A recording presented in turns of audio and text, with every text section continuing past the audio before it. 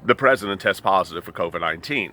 The First Lady tests positive for COVID-19. Steve Mnuchin tests negative for COVID-19. And finally, Mike Pence tests negative for COVID-19. Nancy Pelosi will not be your president of the United States today. Oh, whew, boy, that was close. Oh.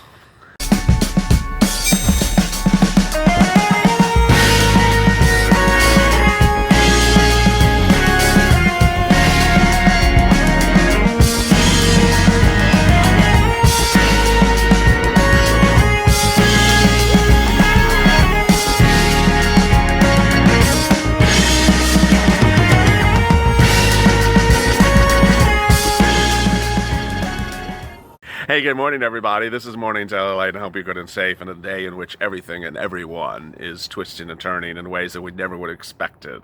The President of the United States overnight tested positive for COVID-19. He is in isolation and quarantine for 14 days. That does not mean he has abdicated his role as president or turned over the reins to Mike Pence as of the time of this recording. But even if he does, Mike Pence has tested negative for COVID-19. That means the President of the United States will not be Nancy Pelosi today. I'm sure you're now able to enjoy the rest of your coffee.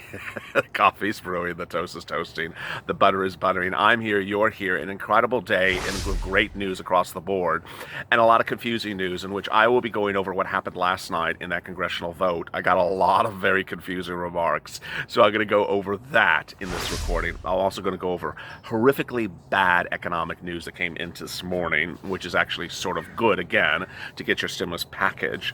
Then I'll be going over what's coming up next with the push to get your second stimulus package by executive orders. The number one question I got overnight is, well, what's going to happen to our executive orders now that the president is COVID-19 positive? I'm going to be going over that in this video, of course.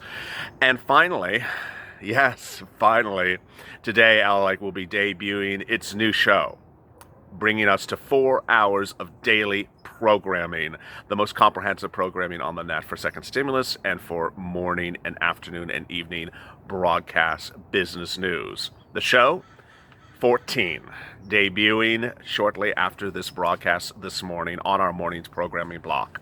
It will focus on the next 14 days of this presidency amid quarantine. Oh yeah. Great timing for a new show. So let's get to the incredible details. If you've not, go to the front channel, subscribe, and also like this video. First, I want to start with the following remarks. We should send our deepest sympathies and well wishes to the President, the First Lady, their family, their son, their daughters, and other sons, and extended members of their staff, and also the Secret Service. You know, it's in times like this that we have to show the caliber of the Purple Power, which people ask me overnight because there's a lot of new viewers. What is the Purple Power? Well, the Purple Power has become sort of the driving force of the viewership of this channel. It just basically describes the viewers of this channel. We need to show that we're classy and that we're not trashy. And so it's at times like this we do not fall to the abysmal banal of human society that you may have saw on social media with last night, people mocking the situation, mocking the president's son. Absolutely despicable. And I don't care if you're not going to vote for the man. This is not a time to act like how some other elected officials, including him sometimes, act. This is a time to rise above it and act with honor and dignity. So we extend our deepest wishes to the President and the First Lady and their family and everyone else that's impacted, and especially the Secret Service that may have also tested positive. We don't know and probably will not know. So let's get to the incredible news as we start the new morning. Is that first, I want to make some things very clear. I'm going to hit some facts right off the bat so you get this very clear. One, the president has not abdicated his role as president and turned over the keys to Mike Pence. Two, the fact that he's in self-isolation does not mean he can't remotely communicate. I mean, this is 2020. This is what the pandemic's about. Remote communication. I'm remote communicating with you. Everyone remote communicates. So the fact that he's in self-isolation doesn't mean he can't do anything. I had a lot of that last night in questions. So he will remotely communicate with his staff. He will remotely operate as president. president. Everything that a person normally can do can be done within the confines of where he is. 3, he's in the White House. 4, he has access to everything that he normally has access to, with the exception of on-the-trail campaigning, which is really not the focus of this channel. And 5, he can do everything that this channel has always talked about. He can do executive orders. He can do executive orders even though he's in self-isolation. I thought that was sort of obvious, but more about that in a second. I got a lot of questions about that overnight. Next, even if he does turn over the keys to Mike Pence if he becomes gravely sick, which he absolutely categorically is not. He's perfectly fine as the current indication. Then Mike Pence could do everything that has been the wishes of this channel and the wishes of the viewership. Got that clear? All right, let's do it. Next, Nancy Pelosi's not becoming your president because Mike Pence is testing negative, and Mike Pence is in separation consistently from the president for exactly the situation. Finally, Steve Mnuchin is negative. He was tested last night, and his press secretary says there's a complete policy to test the Treasury Secretary every single day for exactly the situation we're describing tonight. So nothing else to be concerned about. Basically, we're back to where we are yesterday. So everyone calm down. All right, let me turn then to what happened last night. Before I do, let me explain. The new show 14 that's debuting on this channel will detail how the president can get economic policies done and how those economic policies will be impacted over the next 14 days coming into the election. The 14 signifies his 14 days of self-isolation and how his contraction of COVID-19 will impact the economy, impact stimulus, and impact the future of where we're going in the next couple months. All right, let me get to the data today. First, what happened last night was an incredible victory for the Purple Power. So why was it an incredible Purple Power victory yesterday? Very simply because Democratic leaders jumped party lines. They did not vote in favor of the bill, and it wasn't just a few of them. It was overwhelmingly a lot of them because they wanted to send a clear message they do not support the bill. Now, let me explain a couple things because I got some strange remarks from people who are not subscribers to the channel that wanted to hate on the Purple Power. Hate as much as you want. Ultimately, the agenda yesterday was not to get a bill defeated. No one in their right mind thought that the Purple Power was going to get every Democrat to vote against the bill. I mean, it's sort of silly. I mean, we're not that powerful. Our hope was that we at least got 1 or 2 people to vote against the bill. We got a lot more than 2. Let me make something clear. In last night's broadcast, I had an error where I said that 8 people voted for the bill. It's symbolically much the same, so it doesn't really matter. The point is that the votes jumped ship. What happened last night was a very clear vote of disfavor to Nancy Pelosi. The legislation was introduced late last night. The Democratic plan was rejected by the Republicans, and there was a large cross section that voted against the bill. The point is that the Purple Power won because basically we did not allow Nancy Pelosi to get an agenda that manifests the entire group of her caucus. All right, so let's get to the incredible details now as we sit here this afternoon. What really went on with that bill and what's going on going forward? Well, Nancy Pelosi, of course, has something to say. Her claim of what went wrong was that there were different values held by the two sides. That basically, yes, once again, staying local. She wanted more money for staying local. 2, she wanted more money for unemployment insurance. We're kind of in the ballpark on some things, said Pelosi. We're still way off in terms of staying local amounts. We have concerns about the sufficiency amount of money to address unemployment insurance, most of the needs of the American people. I can tell you what those were. She had offered $450 for staying local. She's down from $900. The press, I don't know why that's actually an issue, to tell you the truth, because the president had offered $150. Mark Meadows had said he'll go to $300. So they're only off $100 billion. I really don't know why you're killing a deal for $100 billion. That's just really so close. But the real one is unemployment insurance.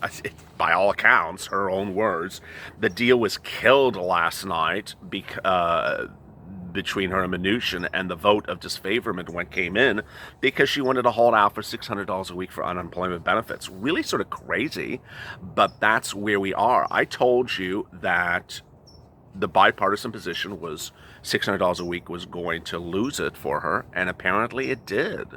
So there you are. Is anything going forward with Steve and Nancy? No.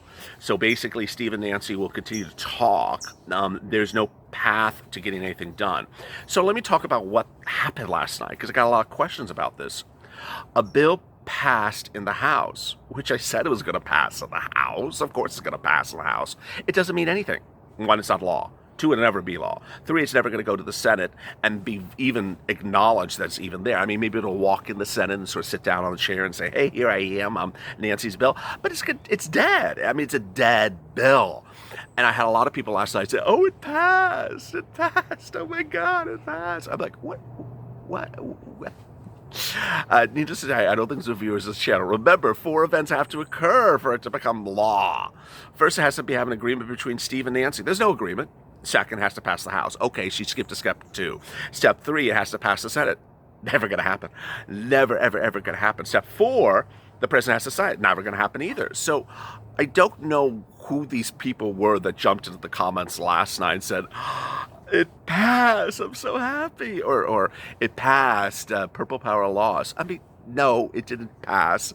The fact that it passed is not a loss for Purple Power. The fact that all these Democrats voted down, did you not see the image on Twitter for the last 2 weeks? Voted down on her bill was a win for the Purple Power. They said, no, Nancy, this is a partisan bill. Shortly after the vote of the bill, the Democrats actually came out and they said to press, we vote against it because it's a partisan bill, and we told her not to do it, and hence there we are. So as you sit here on the new morning, where is your stimulus check? Where is your enhanced unemployment benefits? Where is your rent? What's going to happen? It's the same focus of this channel over a week ago. Executive orders. And that's why you have to tune into 14, the new special on the show starting today, because ultimately we don't care what she does, and she seemed to think that we did. And yesterday's vote was much of antics. When I tried to inform you and educate you and have you have knowledge of going into yesterday, was that yesterday was going to be a stunt. It was going to be a publicity event. It was going to be a roll calling to say, hey, I passed something in the House, and that somehow that creates pressure from other people to do something based upon that. No, this was the same amount, the same bill that she had had since July. So I don't know why some people would simply think that yesterday was some wonderful event for her. Now, here's the other side of the coin. I got a lot of comments last night that said, hey, but we didn't get a stimulus check from her today. Well, you weren't going to get a stimulus check from her yesterday. There was nothing in what she was doing that she was going to give you a stimulus check. She couldn't give you a stimulus check because she had held your stimulus check ransom by a bloated bill that was partisan, that was not going to be approved. And so a lot of people thought, well, I thought we were going to get something from her today, meaning yesterday. No, I mean, focus. So what she had done was much of a lot of a publicity stunt. It was not to get you money because it's partisan. It was not going to be approved by anyone. And so as we sit here today, where we stand? Presidential executive order. Hopefully, I just assume, hopefully by the end of today, we won't have to hear about her and her stupid bill anymore. I mean, I'm exhausted from hearing about it. I'm just enough about hearing from your stupid darn bill. I've heard about your darn $2.2 trillion ridiculous bill since July. I mean, you want to take it to the polls, take it to the polls, because you saw what happened last night, Nancy. No one wants your stupid darn bill at 2.2. So I hope we are on focus and we're pushing that way. Put it out back with the cows. All right, so let's focus on the good news. The good news is executive orders. I got a lot of comments last night. We're not going to get our executive orders because he's COVID. I'm like, he has fingers. But he's not going to do anything for 14 days. And he's Hello. He's not been in a car accident. He's not had finger surgery. He's not had his eyelids redone. He has COVID. He could write with a pen and paper. I don't know where this all started from. But it wasn't just one person.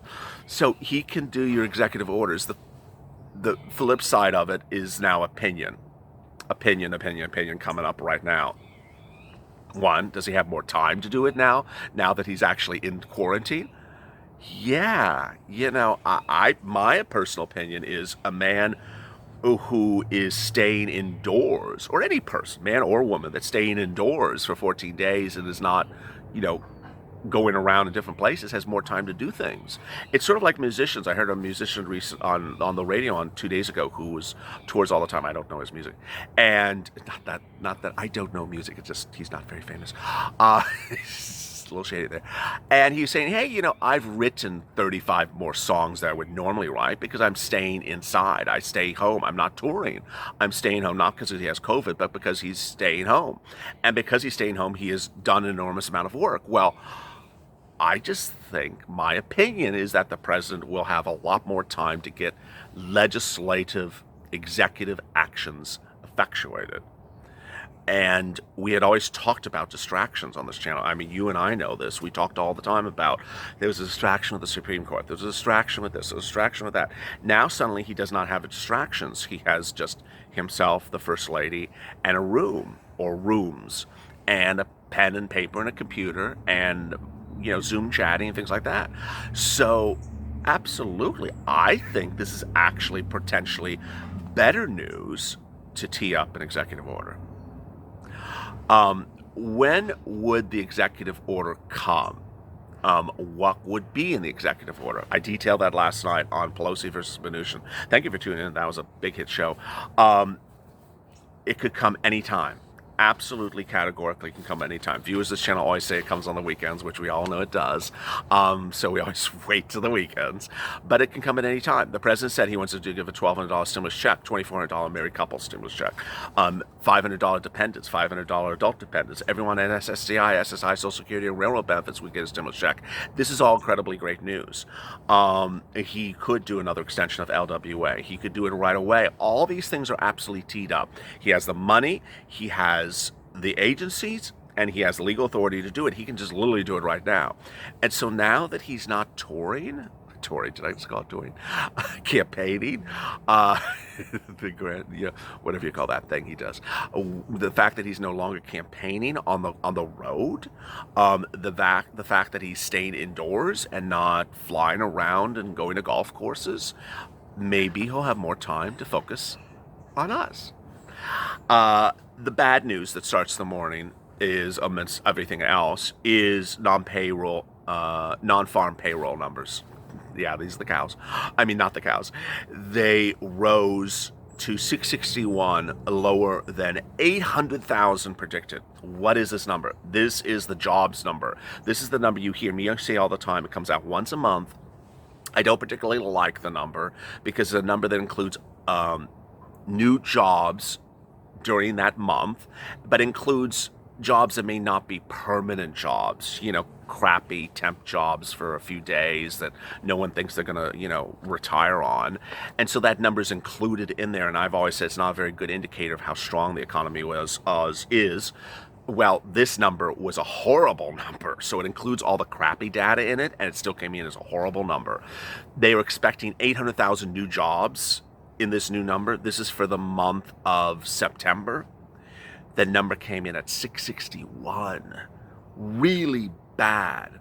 Unemployment rate was at 7.9%, better than the 8.2, but certain sectors are very bad. First, African Americans.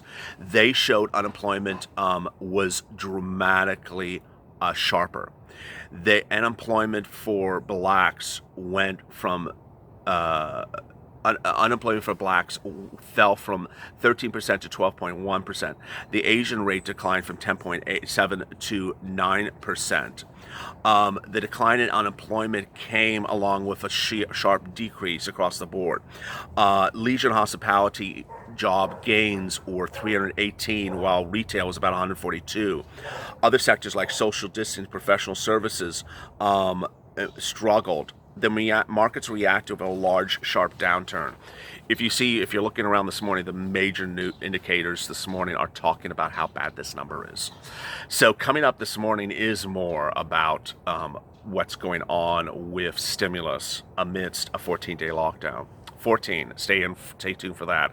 If you've not gone to the Funds channel, subscribe. There's a lot of news this morning, as you can tell, and that's why I'm having to break it into 2 broadcasts.